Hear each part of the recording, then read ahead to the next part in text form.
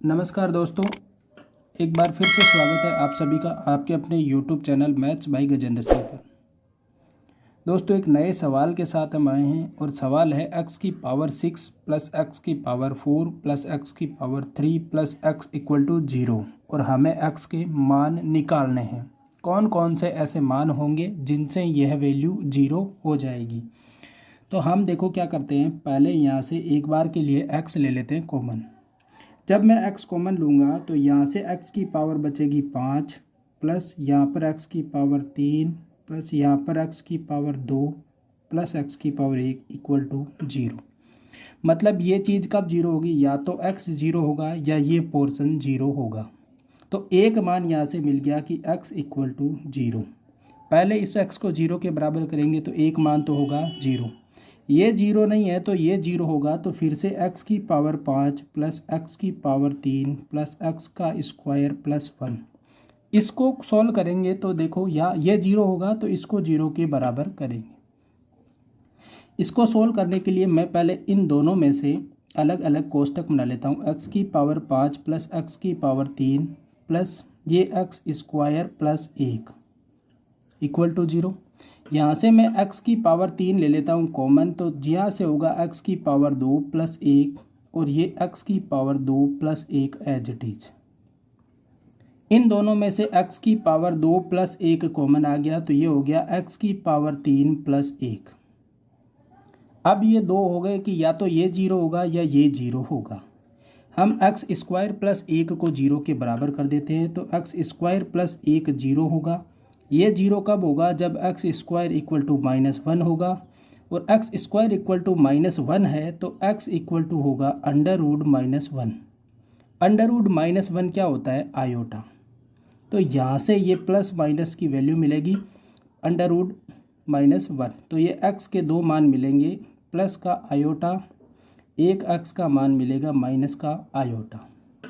अगर ये 0 नहीं है तो इसको 0 नहीं है तो हमें क्या पता होगा कि ये या तो ये 0 या x³ प्लस 1 इक्वल टू 0 होगा। x³ प्लस 1 इक्वल टू 0 होगा तो ये a³ प्लस b³ का फॉर्मूला हम लगाएंगे। ये होता है a plus B A square minus ab plus B का स्क्वायर। इस फॉर्मूले की मदद से a³ प्लस b का क्यूब, ये एक का क्यूब मान लेते हैं तो ये होगा x प्लस 1, यहाँ से होगा x square minus x plus 1 equal to 0। ये भी कब 0 होगा, जब या तो होगा x प्लस 1 इक्वल टू 0 या होगा x square minus x plus 1 equal to 0। इसको 0 करेंगे तो x की वैल्यू -1 मिलेगी। इसको अगर हम 0 करेंगे तो ये होगा x square minus x plus 1 equal to 0।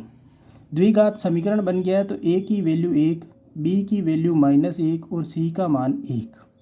इसको फिर से सोल्व करेंगे तो ये मिलेगा x का मान मिलता है -b plus minus √b square minus 4ac/2a। Value रख देते हैं तो x का मान मिलेगा माइनस का 1 प्लस माइनस √-1 का स्क्वायर माइनस 4 × a/c/2 a। इसको सोल्व करेंगे तो ये होगा x equal to 1 plus minus √ ये हो गया 1 माइनस 4/2। इसको सोल्व करने पर मिलेगा 1 प्लस माइनस √ माइनस का 3/2। फिर से ये माइनस बाहर लेंगे अंडर से तो आयोटा लग जाएगा तो x का मान मिलेगा 1 प्लस माइनस √3 आयोटा/2। तो हमें फाइनली x के कितने मान मिल गए वो देखते हैं। तो एक मान मिला x इक्वल टू 0, दूसरा मान मिला x इक्वल टू प्लस का आयोटा, तीसरा मान मिला x इक्वल टू माइनस का आयोटा, चौथा मान मिला x इक्वल टू माइनस का 1, एक पांचवा मान मिला x इक्वल टू 1 प्लस √3 आयोटा/2 और छठा मान मिला x इक्वल टू 1 माइनस √3 आयोटा/2।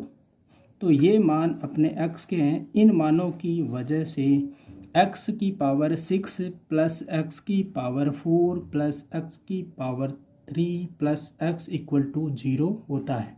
तो कितने मान मिल गए, ये 6 मान जो हैं, इन 6 मानों की वजह से ये समीकरण 0 होता है। तो हमें x के 6 मान मिल गए। धन्यवाद।